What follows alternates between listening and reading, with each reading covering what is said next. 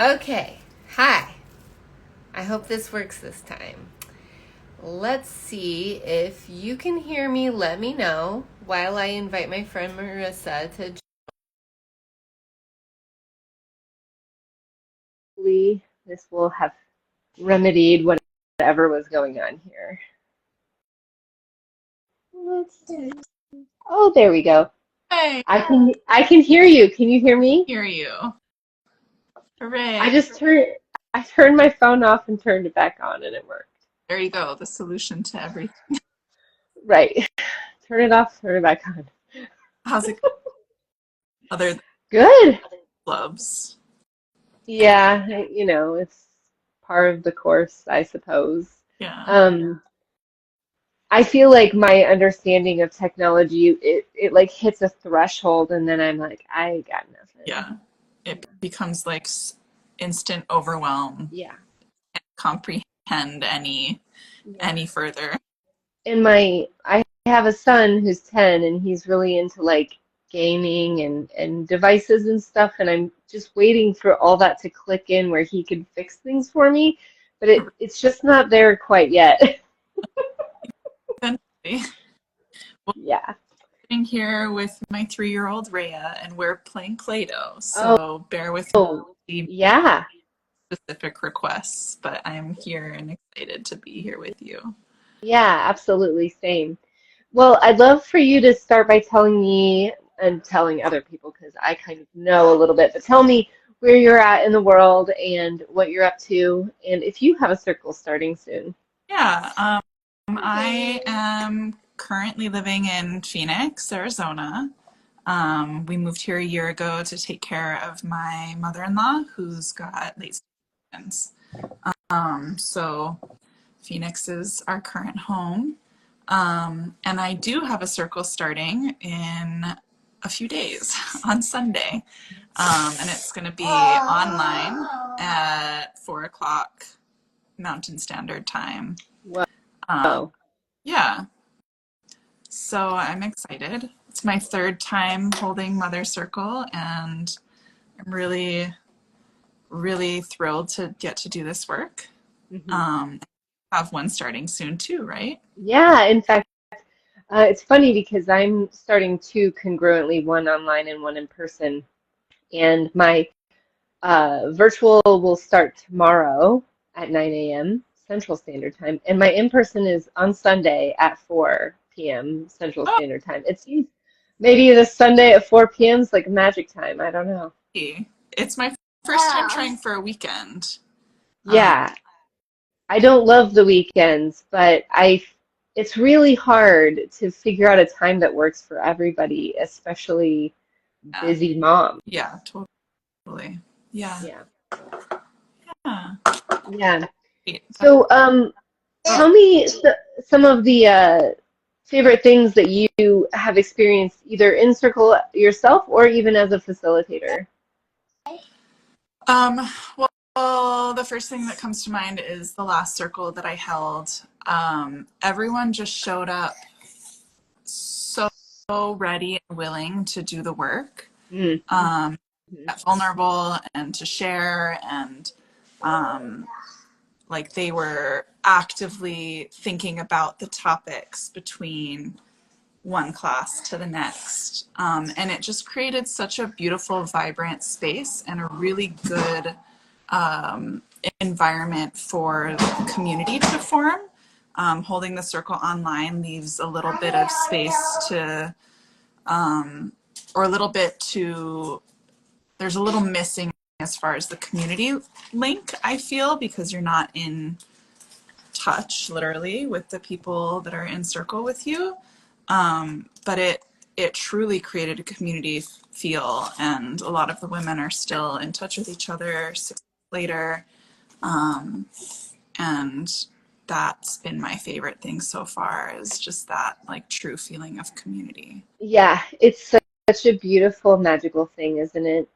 I see the work of the nervous system work and the just anchor points that Mother Circle brings. I see the participants of previous circles that I've hosted still using those things with each other. And I think that's so brilliant. I know I have one circle person who is wanting to come back to a circle because as she's navigated through the material and let it kind of percolate in her world, she wants to reassess the mother code to see if that still resonates.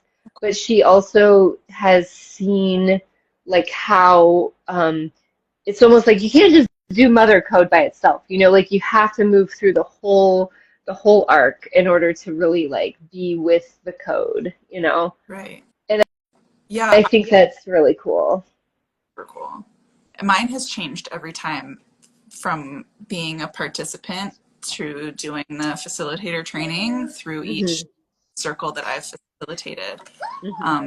Our code has been different, which is kind of fascinating, and Yeah, it's cool to see what comes up that's different between each yeah, experience. yeah.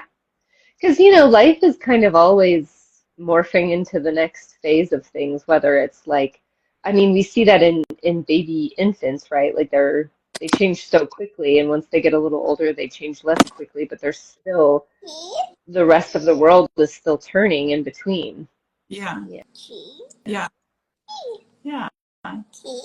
Um, Expanding on favorite things, I'd love to share that the first time I heard the Innana story, I didn't resonate at all. Oh, I was oh like, yeah. something. This is Yeah. not hitting home for me, even a little bit. Um, to the point where then when I participated in the facilitator training, I was like, not wanting to even learn the story. And then events happened in my life, and I facilitated my first circle and was suddenly like, whoa, it is now just the most potent thing for me to come back to, and knowing that everything is just going to cycle. And if I'm deep in the underworld, eventually I am going to come back up to the surface and everything will be okay at some point, even if it's not anytime soon. But I just Right. off thinking that I like really hated it at the beginning. Yeah, you're not the only one. I know I've talked to other facilitators who have felt similarly, or you know, and I think in our culture we don't really have like stories to cling to sometimes. And that's what in the story of Inanna really opened up for me was seeing myself in the underworld journey or seeing my life through that lens. But then it also inspired me to start looking up other mythic stories and understanding more of how telling a story and seeing ourselves within the story can be like a really profound experience. Yeah, very much so. Yeah. It kind We of, kind of went during that phase when we were doing the Mother Circle facilitator training. My kids and I all went through a phase. Like, not only was I going through something, but it like totally trickled out through me and through them. And we mhm. went through a big phase of learning about all kinds of Greek mythology, Sumerian mythology, and we started really getting into it as a family. It was really cool.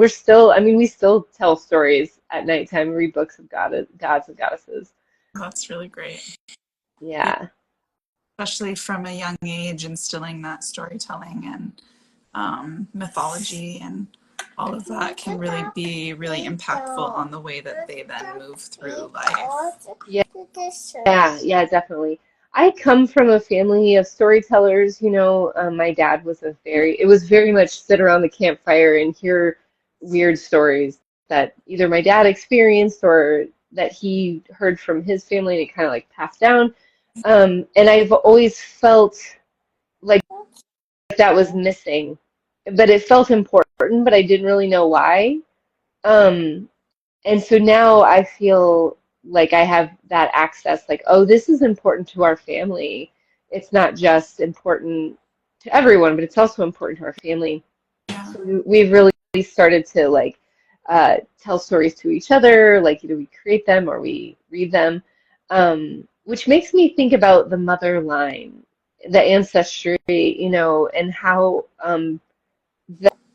that was really healing as well. You know, both my mom and my dad are now dead, and my grandma is too. Like the three most influential people in my life are no longer here. Mhm. And I feel like doing the Motherline work in Mother Circle really allowed so much like completeness with all of that. You know, it made me feel like I had a little bit more access to them, Mhm. maybe, you know, even though they weren't here.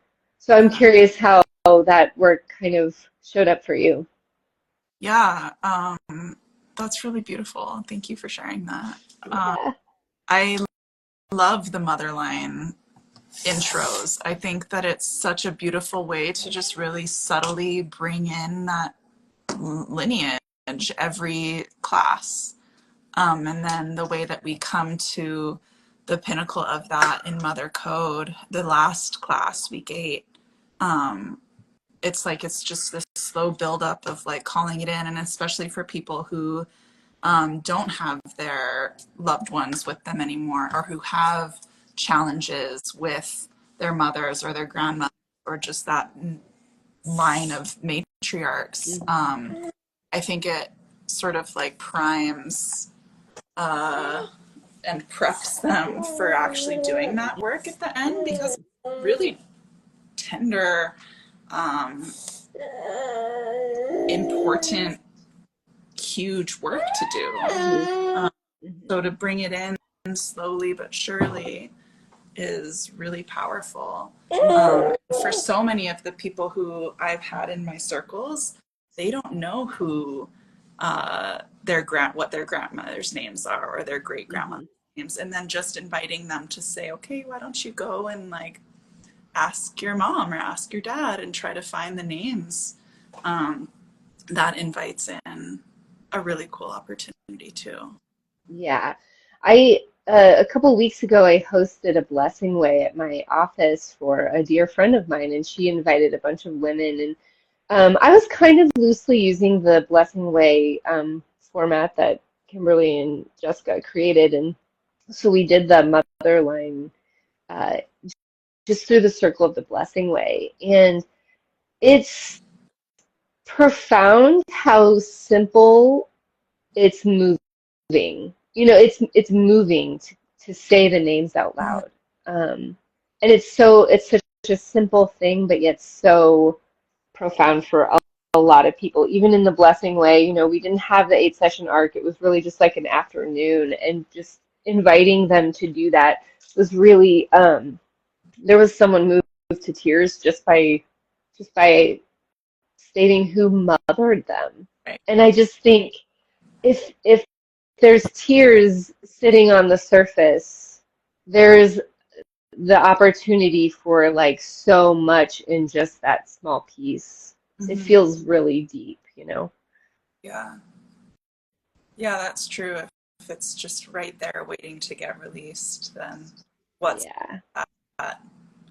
right. Yeah, Yeah. wonderful. And also in a blessing way when there's new life coming in to call that in. Yeah. It was really magical. Like I really would want every birthing every birth to have a blessing way. It just seems like such a beautiful way to honor what's that peak life event, you know? It's a big deal. Yeah. Yeah. There's somebody coming into my house. Um, Yeah. agreed.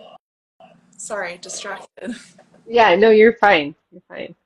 Um, so what other topics would you like to cover here today? Um, I'm feeling maybe mother worth. Yeah, yeah. Yeah. How do you feel about talking about mother worth? Yeah. In one of the lives that I did yesterday, one of the other facilitators, we just brought it up for a hot second, so I'm glad you're bringing it back around. Um, you know, I think that there's some things that people say out there like in the collective about like how valuable a mother is, right? Mm, I mean, I feel like if we blame our childhood and our mothering and our parenting or whatever for the mess ups of our kids. Do you know what I'm talking about whenever I say that? Like it's kind of like everyone's like, "Well, what kind of childhood did you have?" right. It's like if we blame our parenting for everything that's maybe not the most comfortable thing as we get older, it makes me really think that we do believe collectively that mothering, parenting is very important. And Hmm. maybe you should try not to mess it up. I don't know. Um, but if we believe that, but there's nothing to like support that, how much do we actually value it in our culture, in our homes, in our communities, in, all of those layers. And I think that mother worth is touching upon that. Hmm. Yeah. Yeah, Yeah. on an individual level and on a collective level. Yeah, absolutely. Yeah. Because it's Uh, I mean, I think it's also easy to say, like, well, are you going to go back to work or are you not going to go back to work or are you going to stay at home? I know that in my last circle, there was a stay-at-home mom and she really struggled with not feeling valued in that role. Maybe not by her husband or her family, but like out in the world, she didn't feel valued for that contribution that she made. And that's heartbreaking to me, you know. So I feel like yeah, mother worth is a really is there an opportunity to like get that anchor in like what is it that you value? What is it that you want to value? And how do we find that alignment? yeah. It really sheds a light on what your internalized views on your worth and your value are, um, through that class, but then especially becoming a mother. I mean, I went through that experience of, uh, I became a mom and I was a stay-at-home mom, and suddenly I felt like I was just worthless. I wasn't contributing financially. I wasn't. I felt like I had to, um, like, make everything that I was doing really perfect in order to make up for the fact that there wasn't money coming in through me, Hmm. which that's not my value system when I look at motherhood and when I look at other women who are stay at home moms or mothers in general.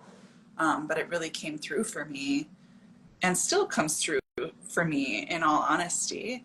And so it's really challenging to assess, like, where do I source my worth? What does it come from if it's not from external sources and if it's not from, the money that I bring into my household? Which I love that that class opens with, um, sort of looking at what is value and what is worth, um, because I think that that distinction is really important. Hmm. Absolutely. Yeah. Yeah, one of the things in the beginning of that class we talk about, a book could be valued at like $25, but the worth is there's no money Yeah, sometimes that you could put on what you gather from a book. I actually And just, that, sorry, go ahead. oh no, go ahead. I I just had a moment around this because when we moved here, we put all of our belongings into storage, and so I don't have my books. I don't have like all of my notebooks and all of that. And one of my books that holds a huge amount of worth for me is Women Who Run with the Wolves. And I bought Me too. it on Amazon, and that paperback book is like $8. And I literally laughed out loud because it holds so much for me in my life. And it $8. I mean, that's nothing Yeah. compared to what it's given me. You know, it's funny that book specifically, there was a friend of mine who was giving away a bunch of books that she had collected from like thrift stores and things like that, and that book was in there. I had already had my own copy, but I was like, oh, I'm taking that too because I need to be able to pass it along to someone else at the right time. Or what if I lose my copy? I'll send it to you so I'll you can have a copy. copy now. Oh, well, good. I had to get a new copy because I'm like, I need it. It's a really important piece of my life, and I need to have a copy Yes. of that. Yes, absolutely. Yeah, wow. Yeah. And Yes. that just, At the way we value things, the monetary value versus their worth, it's so easy to see when you put it into terms like that. absolutely. So conditioned to look at things from a point of a monetary value and ourselves from a point of a monetary value. And like you brought in the beginning is like when, you know, so many adults going through therapy or just going through anything in their lives, it's like it points back to your childhood and how you were mothered.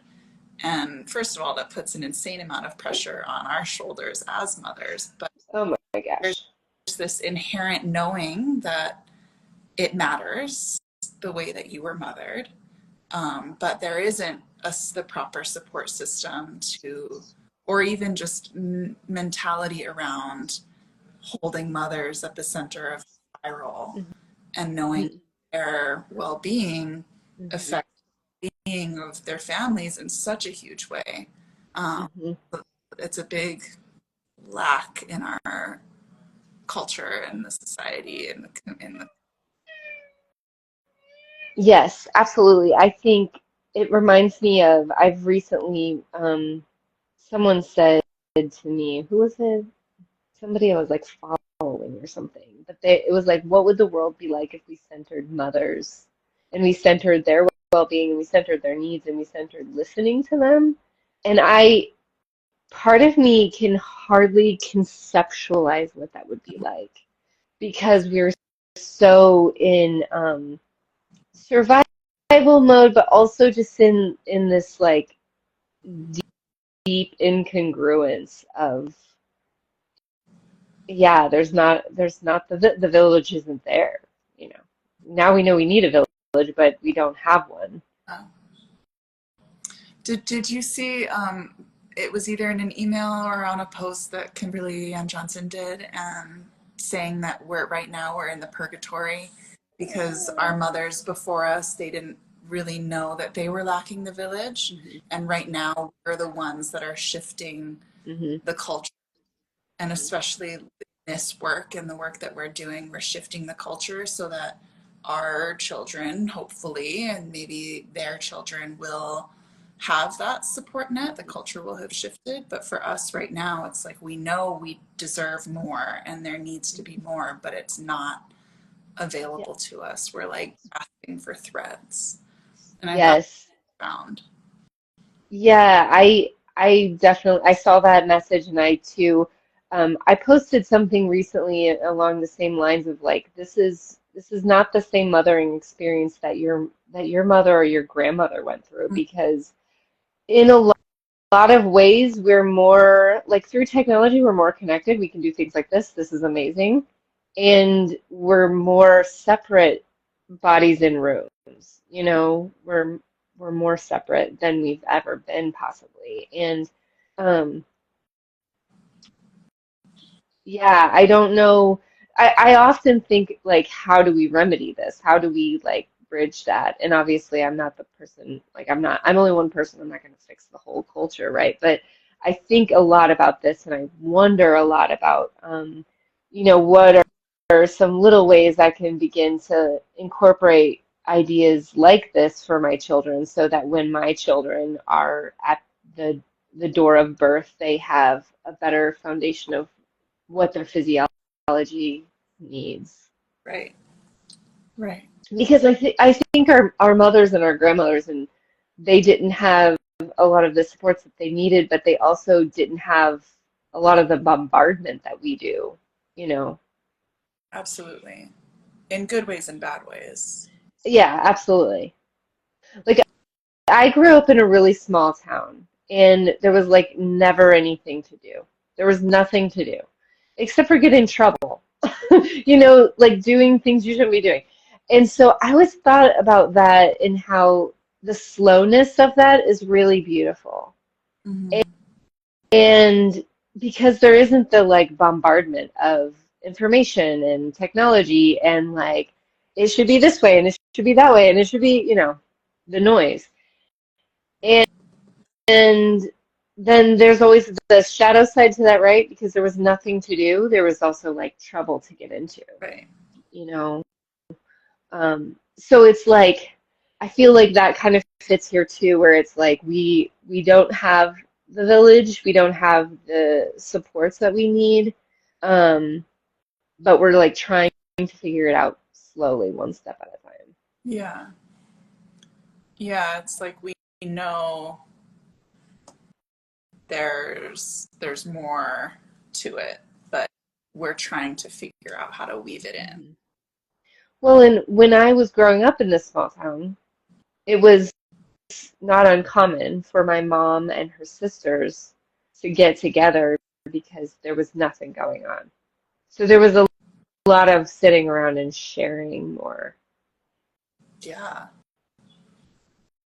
So I That feel kind of like now there's so much distraction that there's not a lot of just sitting around with other humans and like right. sharing. Or storytelling. Hmm. Yeah. That's 100% true. It's just constant go, go, go. We have to relearn how to be slow. Uh, Hmm. what's happening? Um, yeah.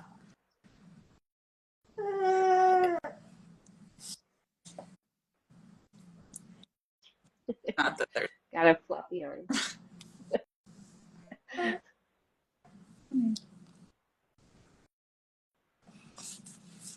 Um, So I'm grateful for things like Mother Circle, right? To bring together people in a way that feels in our bones like not necessarily we need to go backwards in time or anything like that. It's more like re-looking at how it's the wondering, it's the sitting in contemplation about what is it that's working and what is it that needs attention.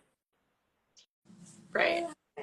It opens up a space for exploration, which I think is probably the most beautiful part of Mother Circle.